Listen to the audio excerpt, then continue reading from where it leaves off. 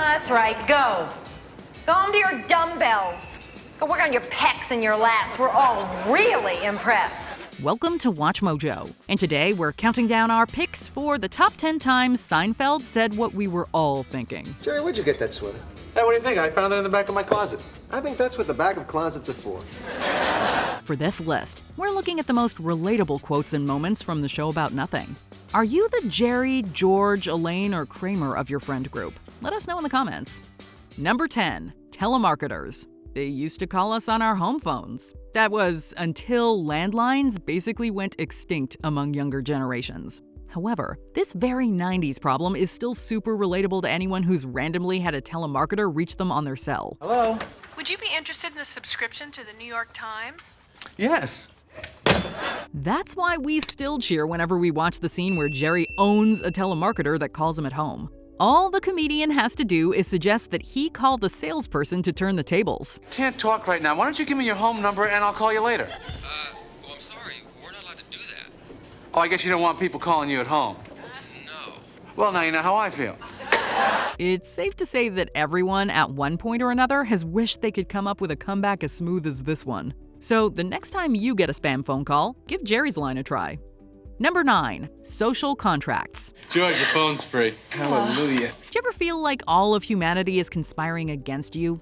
Like other people just don't get it or don't understand a basic social contract? If so, you might identify with George Costanza. He is constantly in situations where he ends up with the short end of the stick. Why is what I do so important? Why must I always be the focal point of attention? Let me just be. Let me live. After waiting for a payphone to open up, a woman cuts ahead of him in line.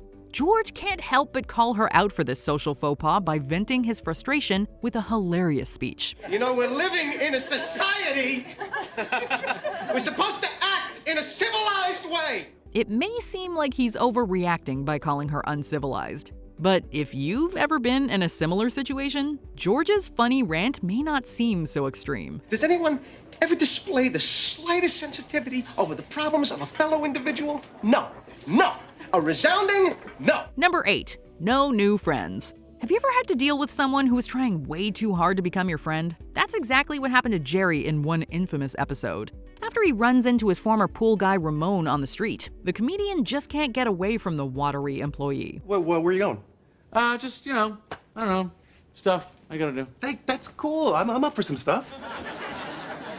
All right. Jerry tries his best to be polite and make conversation during each encounter, but after reaching a boiling point, he lets Ramon know that he won't be expanding his roster of friends. All right, Ramon, I'm gonna get going. I think we should separate here, actually. What are you trying to say, Jerry? Look, Ramon, you're a nice guy, but I actually only have 3 friends. I really can't handle anymore. Oh, I see. It's because I clean pools, There's nothing to do with it. Lots of us have had to pull off the band-aid of a friend breakup before. While we might not be as blunt as Jerry, we understand where he's coming from. Look, Ramon, about the other day, I'm sorry if I offended you. I get a little crabby on the subway. Plus, with friends like George, Elaine, and Kramer, who needs anyone else? Why would anybody want a friend? Number 7, bad fashion choices.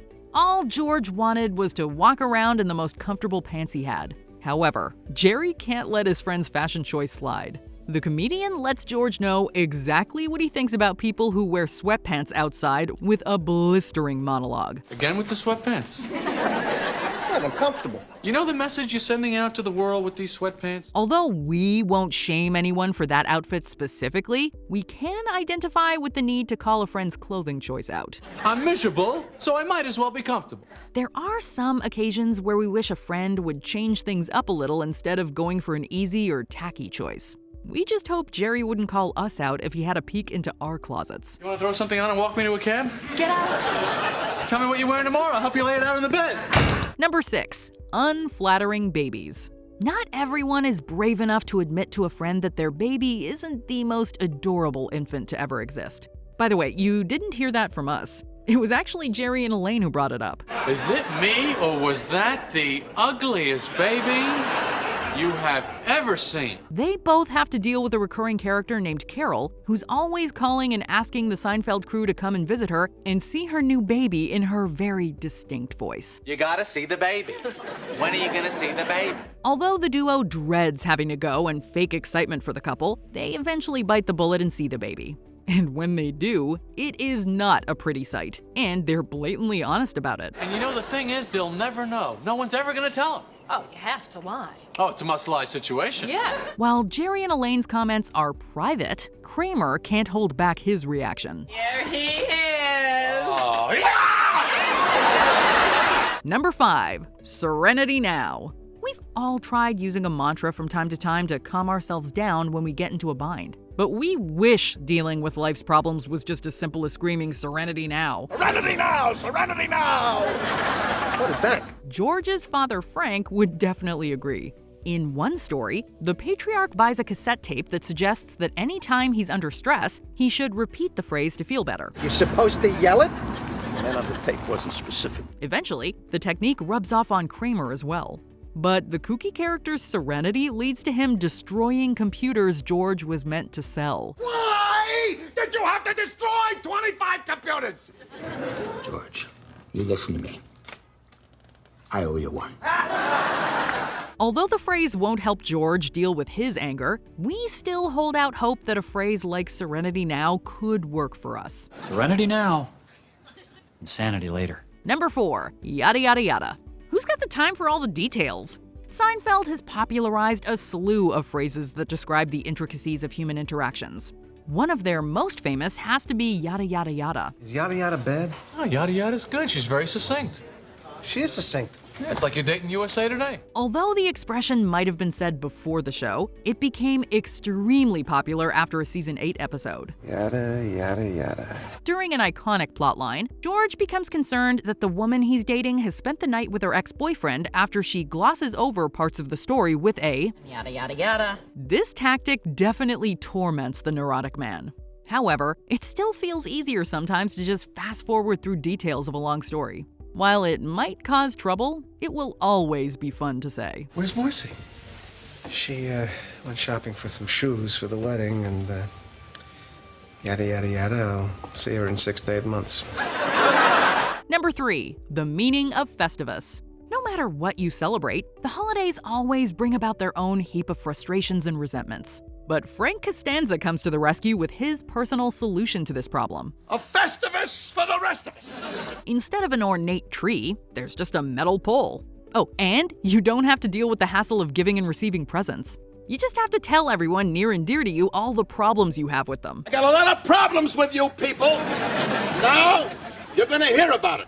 And of course, you end the celebration with a good old-fashioned wrestling match. Frank Costanza's way of avoiding all the usual issues with the holidays is something the rest of us can definitely get behind. Until you pin me, George, Festivus is not over. Oh, please, someone stop this. Let's rumble! Number 2, dating woes. Whether it's 1992 or 2022, dating can often feel impossible. I'm never gonna meet anybody. I should just accept it. Oh, yes, you will. No, I won't. Yeah, maybe you won't. This opening scene to the episode The Fix-Up perfectly sums up a large majority of issues with the prospect of meeting someone new. See, why must it be so difficult? Why is all this tension and hostility? George mainly wishes that dating could be a more casual experience. Meanwhile, Elaine's friend Cynthia discusses the pitfalls about men in the dating field. She suggests that the people who are too confident won't settle down, and the ones who aren't get overwhelmed by insecurity. The mediocre ones are available, but they're so insecure about not being one of the good ones that they're always going, well, I'm not good enough for you. What are you doing with me? And eventually I just go, you're right. Both George and Cynthia make good and valid points about dating. Unfortunately, they don't work together as a couple after they're set up. So? How was it? How good could it be? My head was on a hot plate. If their luck is this bad in person, we wonder what George and Cynthia would have said about dating apps. Before we continue, be sure to subscribe to our channel and ring the bell to get notified about our latest videos. You have the option to be notified for occasional videos or all of them. If you're on your phone, make sure you go into your settings and switch on notifications. Number 1. What to bring to a dinner party. Before the quartet of friends goes to a dinner party, Elaine declares that they should bring something nice for the hosts. But George immediately finds it ridiculous to be pressured into bringing an item for an event he was invited to. You mean just going there because I'm invited? That's rude? Yes. After Elaine keeps pushing for a gift, he tries to compromise by offering to buy soft drinks and simple snacks instead of fancy refreshments. You telling me that wine is better than Pepsi? No way wine is better than Pepsi! While George's friends are not quick to agree with him, we think he's onto something. Do you really want to go to an event where the host is too good to accept soda and snack cakes as a gift? I got news for you. I show up with ring dings and Pepsi, I become the biggest hit of the party. People be coming up to me just between you and me. I'm really excited about the ring dings and the Pepsi. George's argument that his presence at the event is enough of a gift is a line of thinking we can get behind. Here's your cake. Your wine. See ya. See ya. Did you enjoy this video? Check out these other clips from WatchMojo, and be sure to subscribe and ring the bell to be notified about our latest videos.